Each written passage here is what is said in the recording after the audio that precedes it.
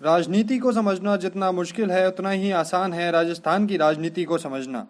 अगर आप राजस्थान की राजनीति का पिछला रिकॉर्ड उठा करके देखेंगे तो आप भी बता सकते हैं कि अगली सरकार किसकी होगी। नमस्कार, आप देखना शुरू कर चुके हैं राजस्थान संवाद। देश की राजनीति की बात की जाए तो बीजेपी और कांग्रेस को छोड़कर कई बड़ी पार्टियां हैं जो देश की राजनीति में अपना सीधा योगदान रखती है। पर अगर बात की जाए राजस्थान की राजनीति की तो यह सिर्फ दो ही पार्टी है, एक बीजेपी, दूसरी कांग्रेस। तीसरे मोर्चे की बहुत कोशिश की गई पर अभी तक राजस्थान में तीसरा मोर्चा खुलना उतना सफल नहीं हो पाया है। यहाँ की जनता हर साल चुनावी वादों पर बारी बारी से दोनों ही दलों को मौका देती है। बात की जाए बीजेपी की तो बीजेपी की कमान है वसुंधरा राजे के हाथ में और कांग्रेस की कमान संभाली हुई है अशोक गहलोत ने।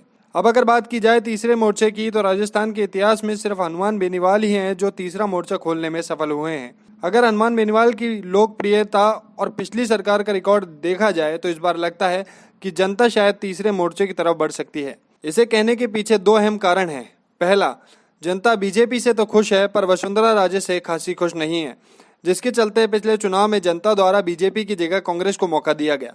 अब इसमें भी एक पेच फंसा हुआ है कि भाजपा बहुत चाहते हुए वसुंधरा को राजस्थान की राजनीति से विदा नहीं कर सकती।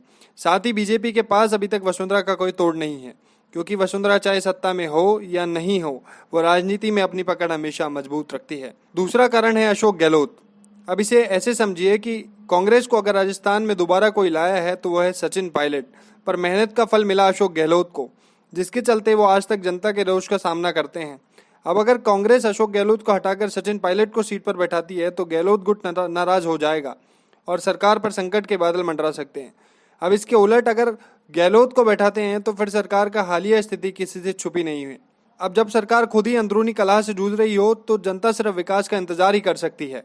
इन सभी समीकरणों को देखकर लगता है कि इस बार जनता हनुमान बेनीवाल को मौका दे सकती है, क्योंकि बेनीवाल की छवि साफ है और वो जनता की सेवा के लिए हमेशा अग्रसर रहते हैं।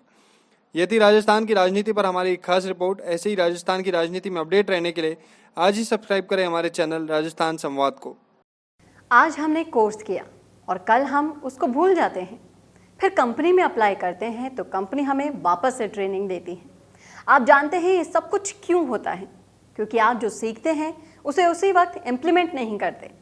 इसी वजह से मिशी media solutions digital video production में लेकर आए हैं on the job training course, जहां पर सीनियर प्रोफेशनल्स के साथ लाइव प्रोजेक्ट में आप डिजिटल मार्केटिंग और डिजिटल वीडियो प्रोडक्शंस को सीखेंगे और आपकी परफॉर्मेंस पर यहीं आपका रिक्रूटमेंट भी हो जाएगा। अब जब सब कुछ ऑनलाइन हो रहा है तो जाहिर सी बात है ऑनलाइन वीडियोस की डिमांड भी लगातार बढ़ रही है और इस इमर्जिंग मार्केट में आपका स्वागत करने के लिए तैयार है मिशी मीडिया सॉल्यूशंस। ज़्यादा जानकारी के लिए कॉल करें 9549770549 या फिर आप हमें मेल भी कर सकते हैं mishimediasolutions@gmail.com।